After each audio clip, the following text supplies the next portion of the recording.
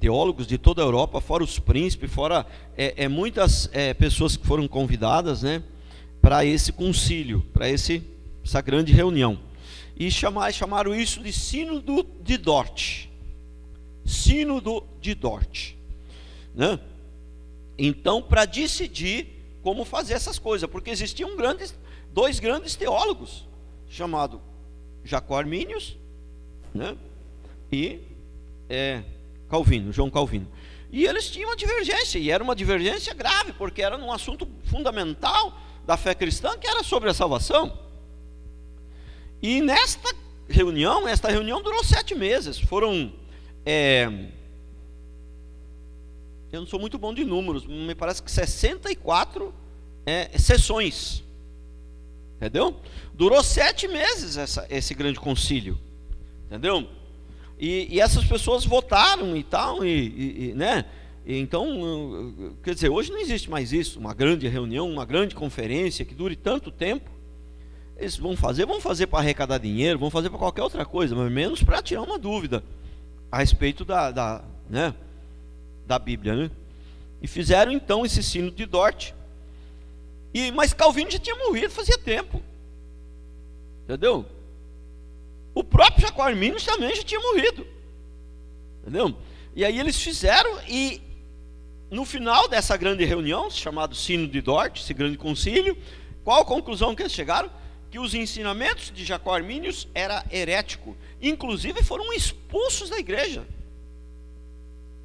Aqueles que seguidores de Jacó Armínio, entendeu, que não aceitaram, foram inclusive expulsos da igreja, porque chegaram à conclusão que era heresia. Então, aí, para não deixar dúvida, eles então elaboraram, né, sistematizaram esses 5 pontos do calvinismo. Quer dizer, não foi Calvino, quer dizer, não tem essa história de mas vamos seguir a Bíblia, não vamos seguir Calvino. Não, né?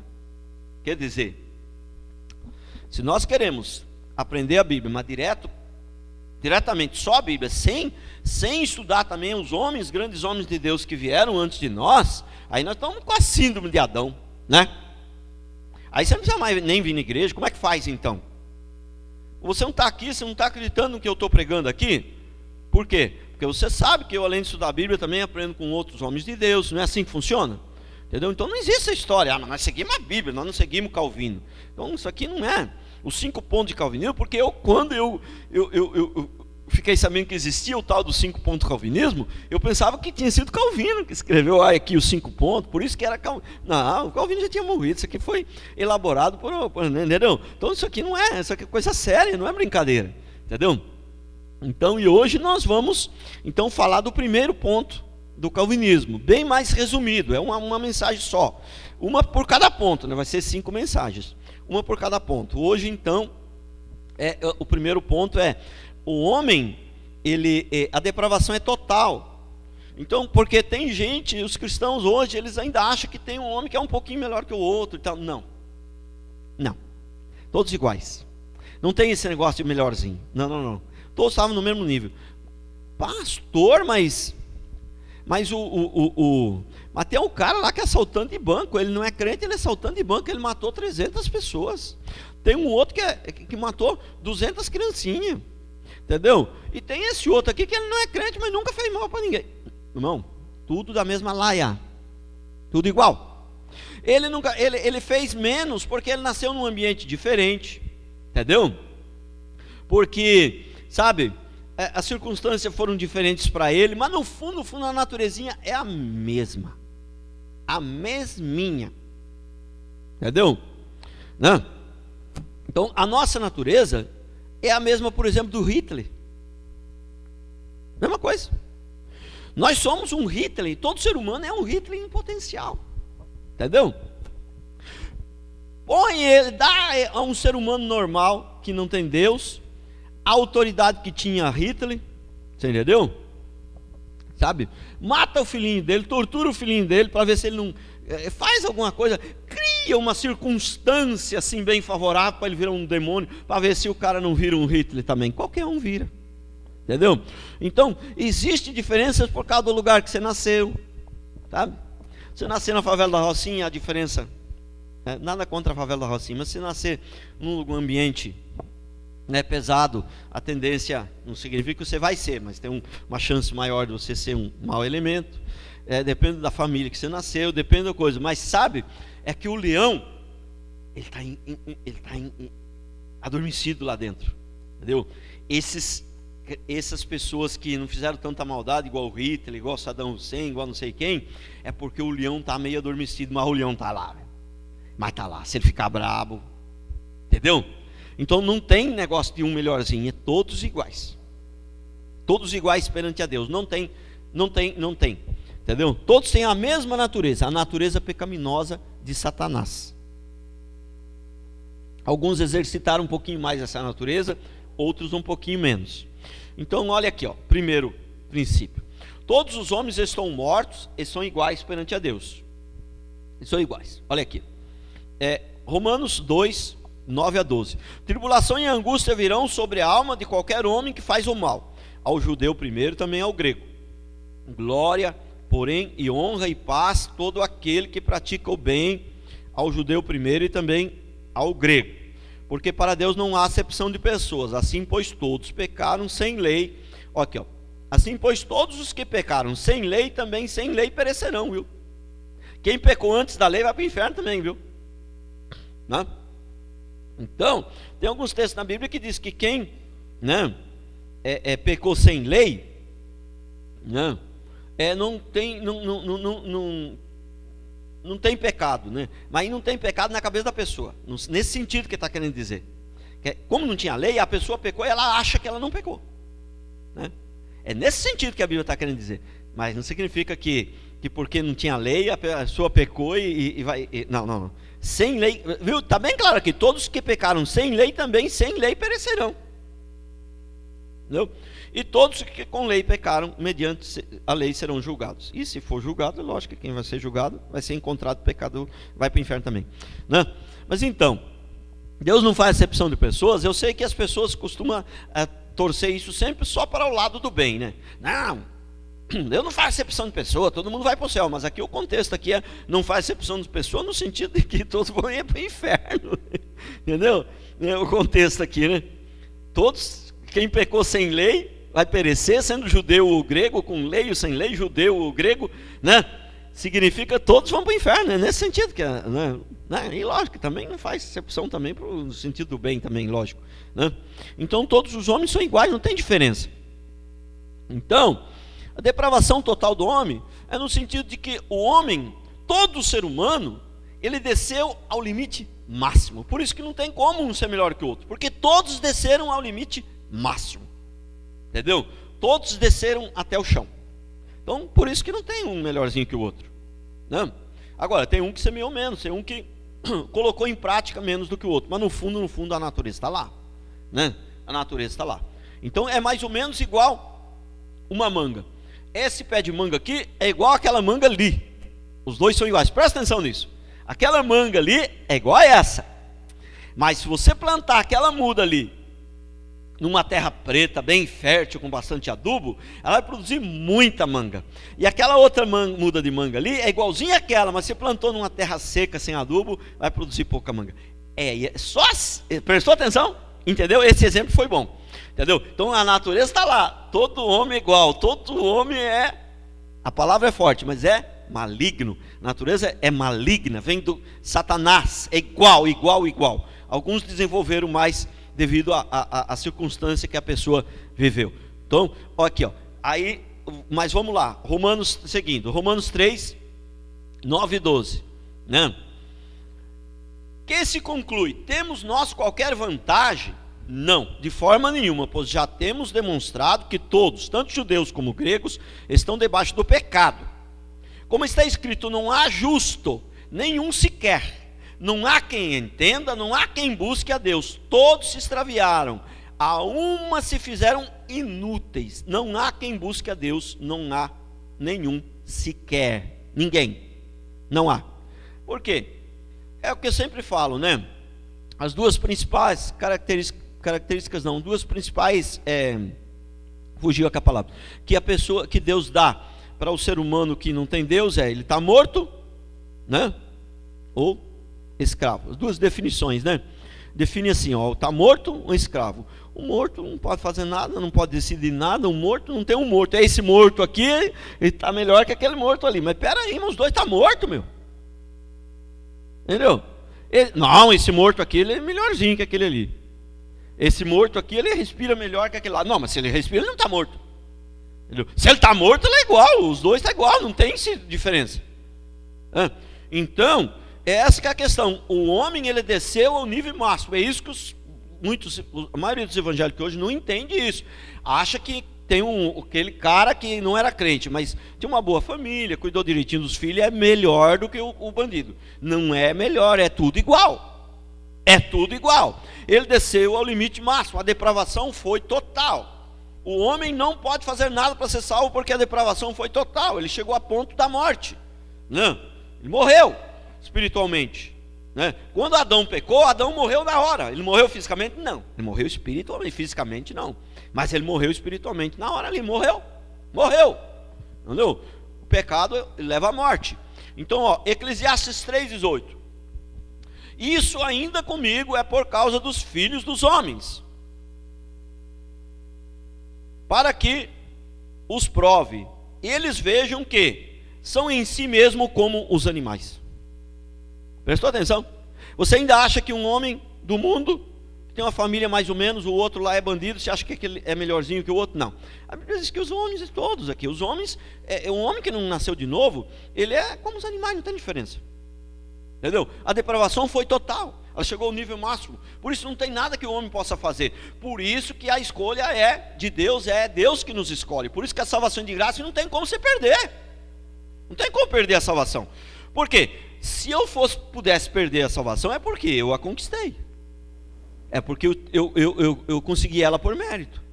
Agora eu pequei e eu perco minha salvação, então quando eu consegui ela, significa que eu... né? Prestou atenção? Então não tem como você perder a salvação. Ou você é crente ou você não é. Ou você é filho de Deus ou você não é, né? Então, olha aqui, ó. Agora Eclesiastes 7,20. Não há homem justo sobre a terra que faça o bem e que não peque. Efésios 2,1. Eu vos dei vida, estando vós mortos nos vossos delitos e pecados. Eu vos dei vida, estando vós mortos.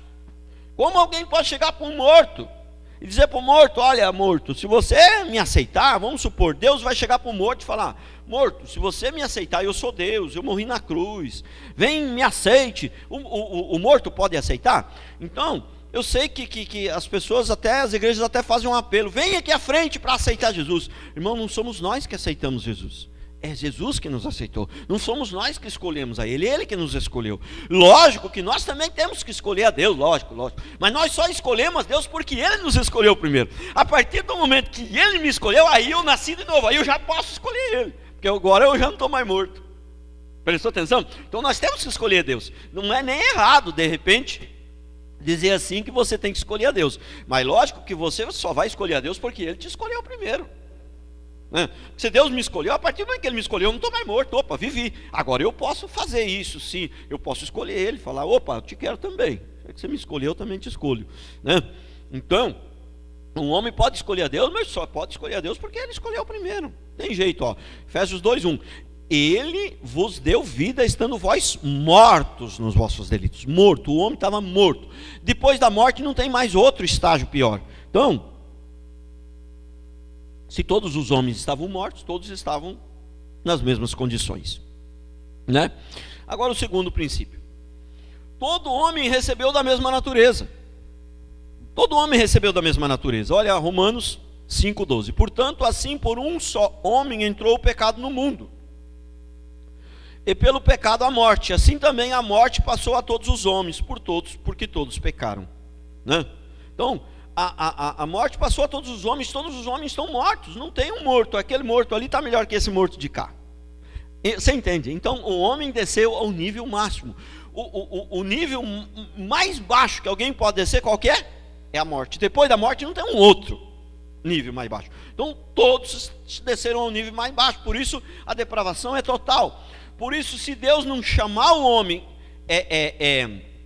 assim, se Deus não chamar o homem para ser, não escolher o homem, então não tem jeito, o homem nunca vai escolher Deus.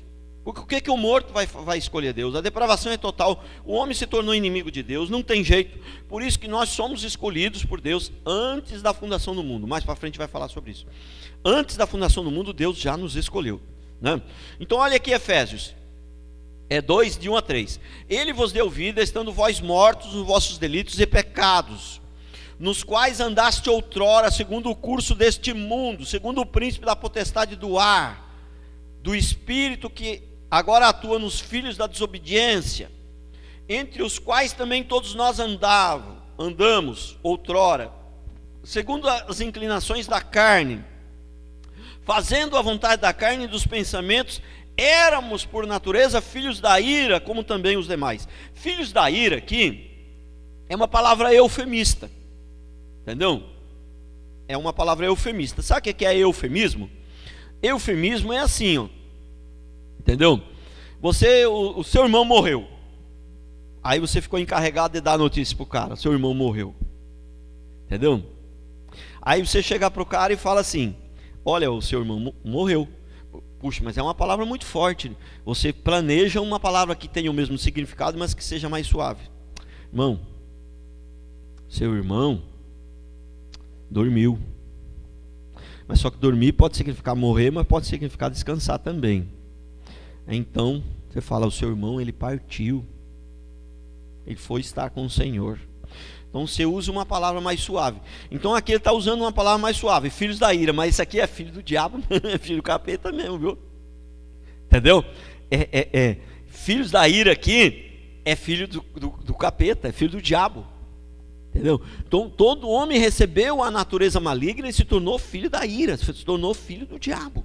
Entendeu? Todo homem, porque ele recebeu a natureza, recebeu a semente do diabo. Eu sei que a palavra é forte, mas é isso que a Bíblia diz. Não adianta a gente querer. Se nós botar eufemismo demais, aí o que acontece? As pessoas não entendem. Você falando claramente, as pessoas não entendem, elas não querem entender. Se botar eufemismo demais, usar palavras muito mais suaves, você vê que quando a gente bota o eufemismo demais, a palavra também pode dar outro significado. Porque uma palavra eufemista, ela pode ter mais significado. Você viu? Seu irmão dormiu. Espera aí, dormiu pode significar morte, mas pode significar ele deitou, descansou, ele deu uma descansada. Correto? Então, se começar, a gente tem que ser claro também aqui. Na pregação a gente tem que ser claro, não tem jeito, né? Aí você vai pregar para um novo convertido, né?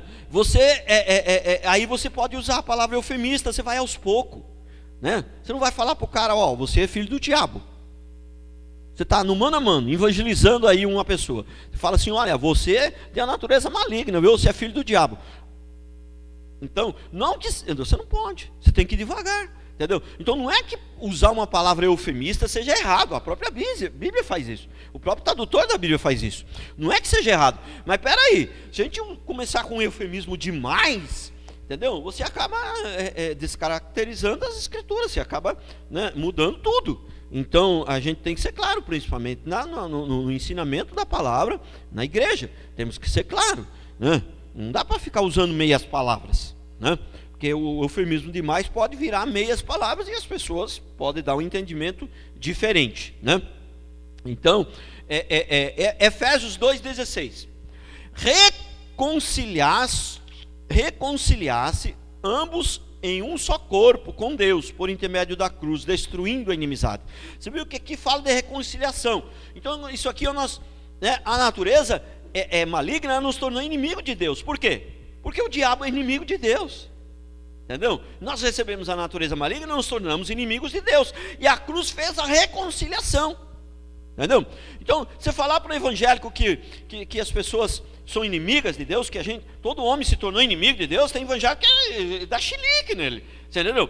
Mas é claro, se você recebeu uma natureza maligna, não tem como você ser amigo de Deus. Você recebeu uma natureza maligna, você se tornou inimigo de Deus, e a Bíblia diz que a cruz fez essa reconciliação, né? A cruz destruiu essa inimizade.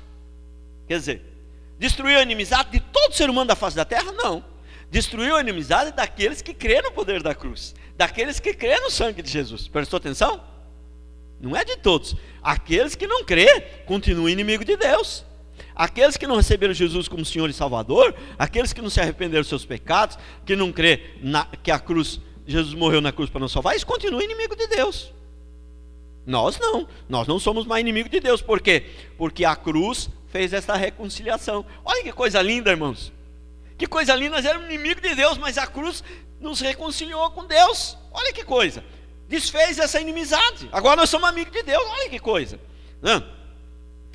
Então, Tiago 4,4. Infiéis, não compreendeis que a amizade do mundo é inimiga de Deus? Aquele, pois, que quiser ser amigo do mundo, constitui-se inimigo de Deus. Então, aquele que quer, não dá para ser amigo do mundo e ser amigo de Deus. Ter a natureza do diabo e ser amigo de Deus. Não dá. Não tem jeito, uma coisa é outra. João 15,4. A nova natureza tornou o homem... Não, aqui pôs errado. Não pôs. Então, a nova natureza tornou o homem amigo de Deus, a nova natureza tornou essa nova natureza que nós recebemos agora quando nós aceitamos Jesus, a tornou quando Adão pecou, então o homem se tornou inimigo de Deus. Mas quando nós cremos na cruz, em Jesus como Salvador, nós voltamos a ser amigos de Deus. João 15,14. Vós sois meus amigos se fazeis o que eu mando. E aí, lógico que quem crê na cruz, é o que eu sempre falo, quem nasceu de novo, ele vai querer ter uma vida transformada. Ele não vai conseguir obedecer 100%, não é isso que Deus está querendo dizer aqui. Mas o que ele está querendo dizer aqui, vós sois meus amigos se fazeis o que eu mando, vós sois meus amigos se crer em mim e tiver o desejo de lutar, para melhorar cada dia mais, porque fazer exatamente o que ele manda, lógico que ninguém consegue, Então, Romanos 1,28. E por haverem desprezado o conhecimento de Deus, o próprio Deus os entregou à disposição mental reprovável para praticarem as coisas inconvenientes. Entendeu? Então aqui, o próprio Deus os entregou. Quando o ser humano está na lama, é porque Deus o entregou para isso. Entendeu?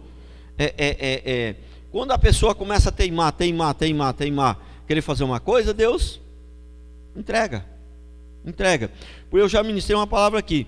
Pior desgraça que tem, o maior juízo de Deus para as nossas vidas, não é Ele surrar a gente, não é Ele fazer coisa ruim para a gente, é abandonar a gente, largar. Isso aí é a pior coisa que Deus poderia fazer com a gente. Eu prefiro que me dê uma surra, eu prefiro que Ele bata, eu prefiro que Ele arrebente comigo, mas nunca me abandonar.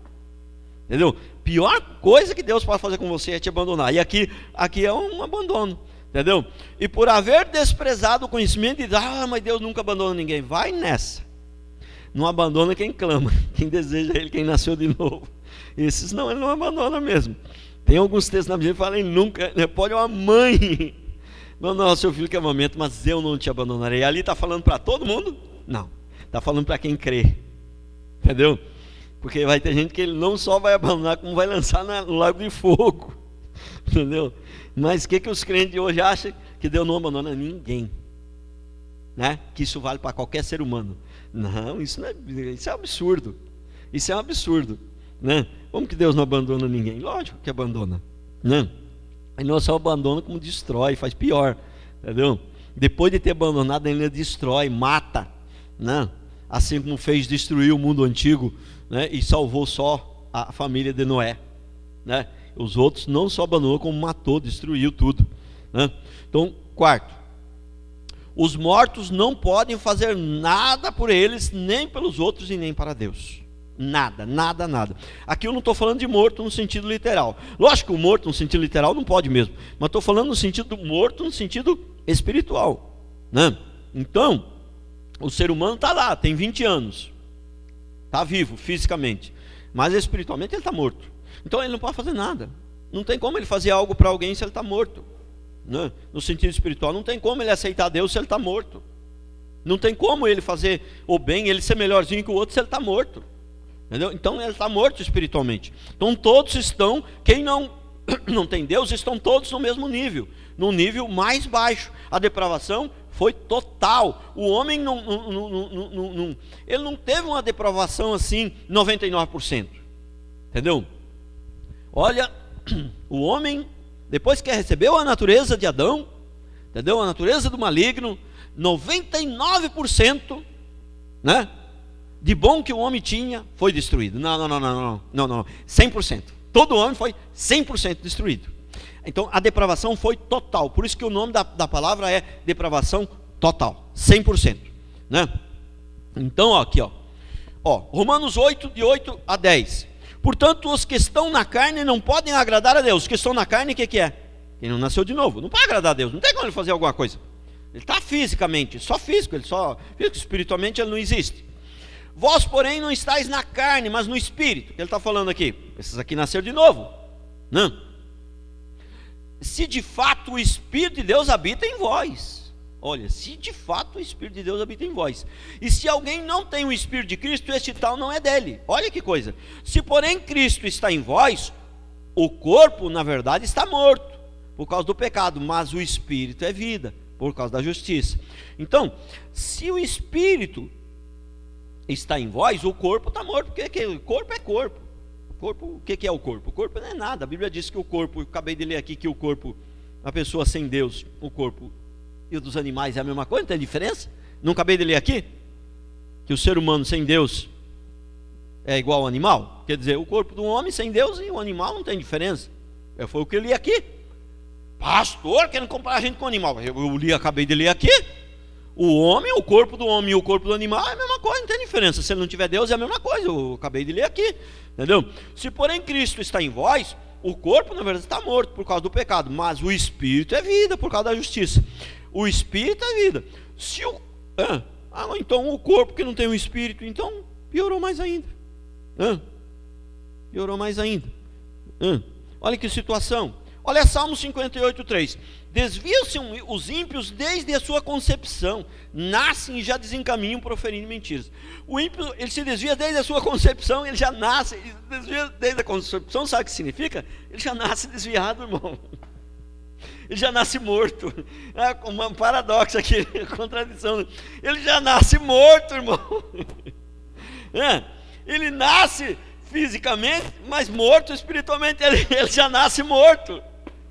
Entendeu? Ele se desvia desde a sua concepção. Mas crianças são santinhos, são inocentes. Não existe criança inocente, irmão. E lógico que ele não tem a sabedoria para maquinar uma maldade igual o adulto faz. Mas a maldade já está no coração dele. Deixa uma criança à vontade para você ver que capetinha que ele se transforma. Deixa. Se transforma no próprio capeta. Deixa uma criança à vontade, criada aos oléus. Sei que essa palavra é forte, de repente alguns até vão dar um chilique aí. Mas esta é a verdade. Deixa uma criança à vontade, de acordo com a sua natureza. O menino nasce, você faz à vontade, pode fazer o que você quiser. Dá uma mamar só para ele não morrer, deixa fazer o que ele quer. Ele começa a andar, vai para onde se quer. Primeiro que ele já morre logo, também não vai ter jeito. Mas se ele não conseguir morrer, ele vira um capetinho. Entendeu? Porque a natureza dele é má. As coisas ruins não precisa ensinar para o menino. Você precisa ensinar para o menino bater no irmãozinho? Precisa ensinar para o menino, entendeu? Brigar com o menino.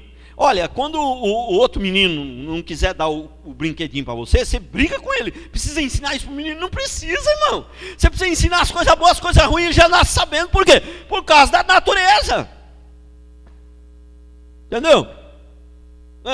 Romanos 7, 14 a 16. Porque bem sabemos que a lei é espiritual. Olha aqui, ó. Olha o que eu sempre prego. Aqueles que falam que o Velho Testamento não vale mais, que não sei mais o quê. A gente fala que não pode fazer isso, não pode fazer aquilo, não pode pecar, e já fala, está na lei esse pastor. Entendeu? E como se está na lei fosse uma coisa ruim, né? Que eu estou na lei, se estou obedecendo a lei de Deus, não tem coisa melhor. Eu não posso, é lógico, achar que você salvo pela lei. Lógico, aí seria ridículo, né? Então nós sabemos que a salvação é pela graça, não é pela lei. Mas a lei não é ruim, olha o que diz aqui. Romanos 7, 14, 16. Porque bem sabemos que a lei é espiritual. Eu, todavia, sou carnal, vendido à escravidão do pecado. Olha que coisa. Olha que coisa. Entendeu? Porque nem mesmo compreendo meu próprio modo de agir, pois não faço o que prefiro, e sim o que detesto. Ora, se faço o que não quero, consinto com a lei que é boa. Entendeu? Se faço o que não quero. Ué, se eu não queria fazer uma coisa, porque eu sabia que era pecado, acabei fazendo e isso me incomoda, eu estou concordando com a lei, que a lei é boa, né? Estou concordando com a lei. Prestou atenção? Então é um negócio fantástico. Aqui, ó.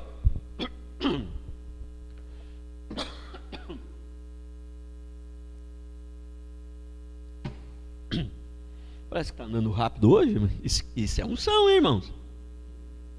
Isso é unção. Senhor da glória. Ó, 5. Todos os que têm a mesma natureza de Satanás vão para o mesmo lugar que ele. Entendeu? Você tem a mesma natureza de Satanás, você é parente dele, é filho dele. Vai acabar indo, né, para o mesmo lugar que ele. Para onde que você iria? Você tem a mesma natureza de Satanás, vai para onde? Olha aqui, ó, 2 Pedro 2, 4 a 6. Ora, se Deus não poupou anjos quando pecaram, voltando àquilo que eu falei antes, tem gente que fica tiririca quando você fala que mais gente vai para o inferno do que e menos para o céu. Ah, mas Apocalipse está escrito que multidões. É verdade, lógico, multidões. Se 10% das pessoas for para o céu, 10%, irmão, da humanidade, 10% dos que estão vivos hoje, irmão, já dá 700, quase 800 milhões de pessoas. Só dos que estão vivos hoje e os que já morreram, né? São quase 8 bilhões, né?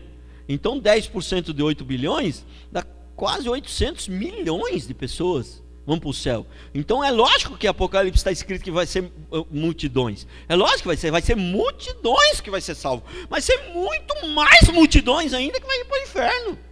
Entendeu? Então, mas Deus não vai ser justo, então, mandar mais gente. Ah, ele foi justo, mandou até os anjos para o inferno que não obedeceram. Até os anjos foram para o inferno. Quer dizer, eles não estão no inferno ainda, né? Mas a gente considera, às vezes fala que foi, porque a gente já sabe que o inferno está garantido para eles, né? Na verdade, eles não estão ainda, né? Mas já, né? Ora, se Deus não poupou anjos que pecaram, antes precipitando-os no inferno, os entregou ao abismo de treva, reservando-os para o dia do juízo. Quer dizer, eles ainda, né, depois do juízo final, que vai ser, e tudo para o mesmo lugar lá, para o lago de fogo, né? Isso ainda não está concluído ainda. Mas a gente já disse que foi para o inferno, porque o inferno já está garantido para eles, nesse sentido, né? Então, não poupou o mundo antigo, mas preservou a Noé. Olha aqui, ó, pregador da justiça, e mais 7 pessoas. Quando fez vir o dilúvio sobre o mundo dos ímpios, reduziu a cinza a cidade de Sodoma e Gomorra, e ordenou a ruína. Você acha que ele vai ficar com dozinha de nós e vai salvar a gente que não merece? Aliás, não merecer, ninguém merece mesmo. Vai salvar a gente que não era para ser salvo. Você acha que vai ficar com peninha?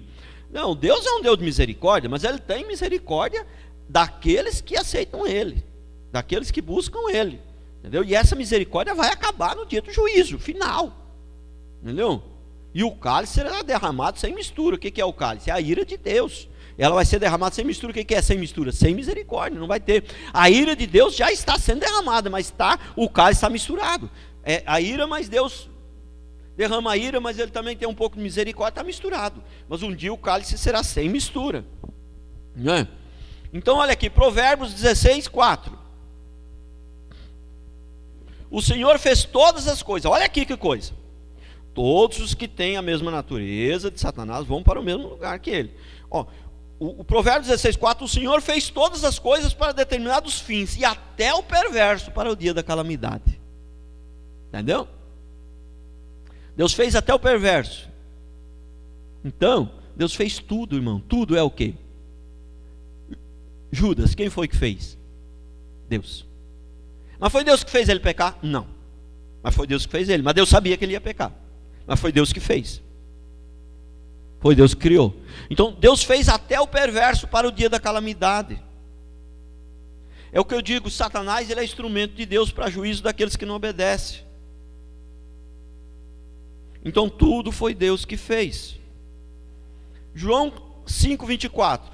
Em verdade vos digo, quem ouve a minha palavra e crê naquele que me enviou, tem a vida eterna, não entrará em juízo, mas passou da morte para a vida.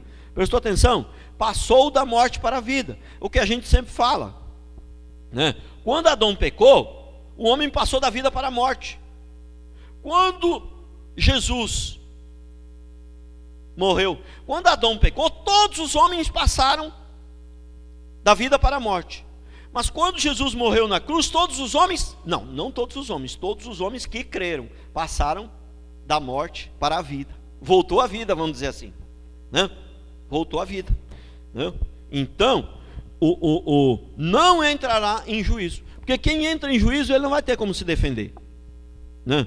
Então, nós, os cristãos, nós não vamos entrar no juízo do grande trono branco. Nós vamos, lógico, prestar conta dos nossos atos, né? E prestar conta dos nossos atos para ver o galardão, né? Mas o juiz do grande trono branco, quem vai para lá já está condenado, não vai ter como se defender, não, entendeu?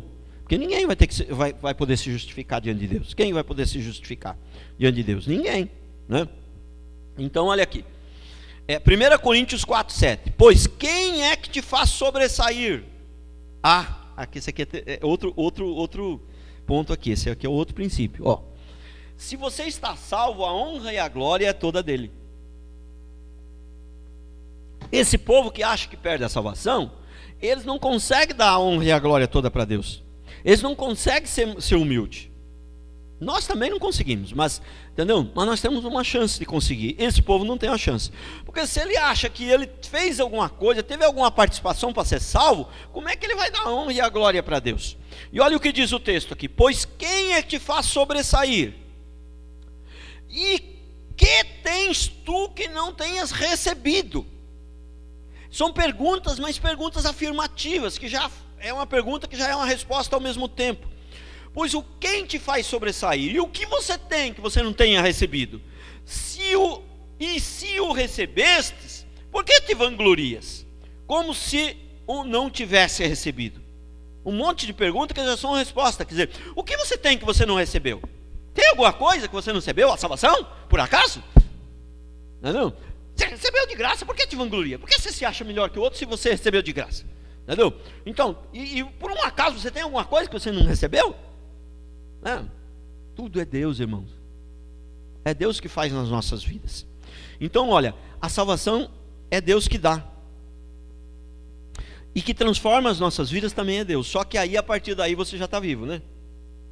A partir do momento que você creu em Jesus, se arrependeu dos seus pecados, você não está mais morto espiritualmente. Agora, então, tem uma participação sua, mas a obra é dele, é ele que faz. Mas tem uma participação. Tem a participação nossa, mas é ele que faz, ele continua fazendo. O mesmo Deus que nos chamou, que começou a boa obra, ele vai completar.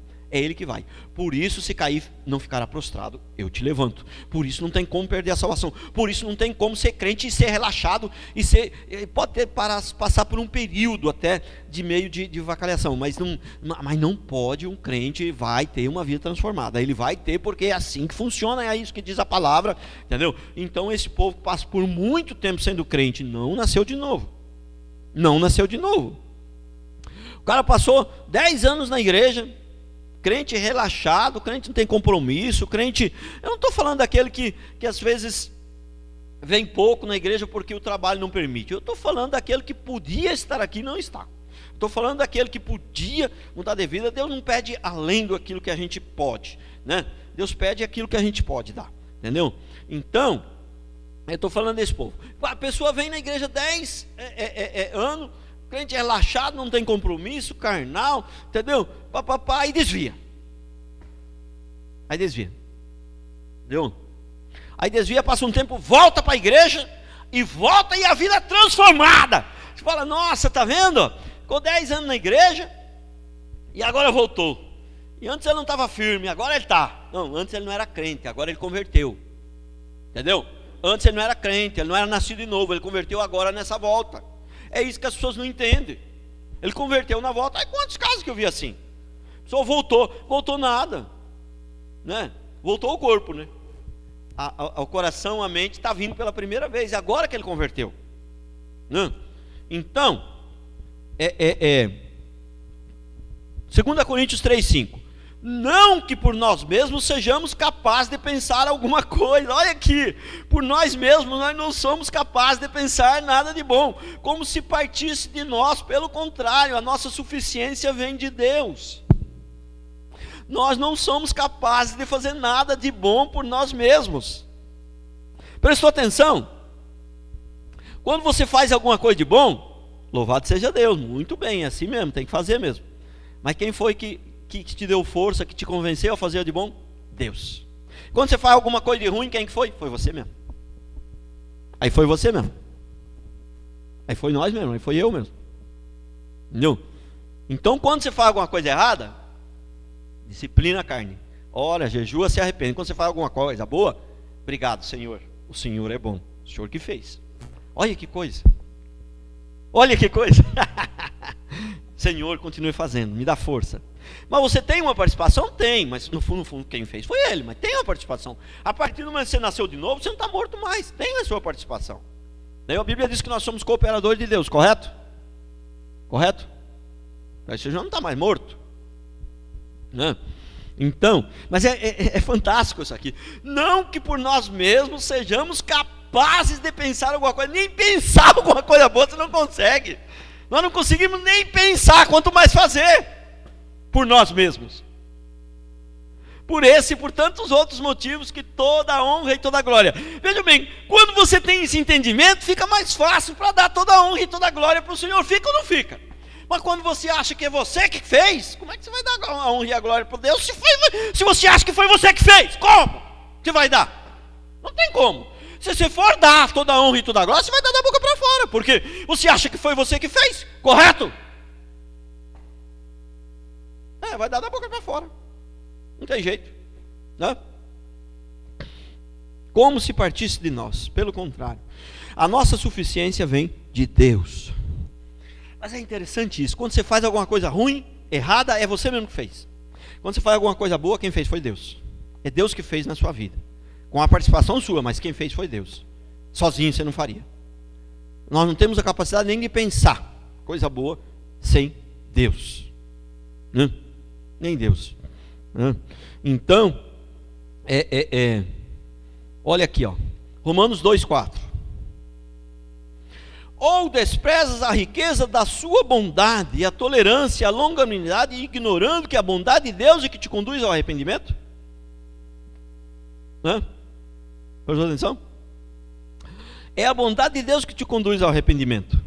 É a bondade de Deus que te escolheu, que convenceu você, a você e a mim, a crer em Jesus e se arrepender. É a bondade de Deus, é Ele, não foi bondade nossa. Entendeu? Tiago 1,17. Toda boa dádiva e todo dom perfeito são lá do alto. Olha, presta atenção nisso aqui, irmãos. Toda boa dádiva e todo dom perfeito são lá do alto, descendo do Pai das luzes, em quem não pode existir variação ou sombra de mudança. Deus não muda, nem sombra de mudança não tem. Em Deus não tem variação, Ele é o que Ele é e pronto. E todo dom perfeito, tudo que é bom vem do alto. Existe alguma coisa de bom em você? Em mim? Existe, agora que nós somos crentes existe. Mas quem foi que te deu? Deus. De onde veio? Veio de Deus. Não, veio de Deus. Olha João 3,27, olha que coisa fantástica. Respondeu João: o homem não pode receber coisa alguma se do céu não lhe for dado. Não é só a salvação que é dada por Deus de graça, todas as coisas. Lógico que depois que você é salvo, tem a sua participação, né? Tem a sua participação.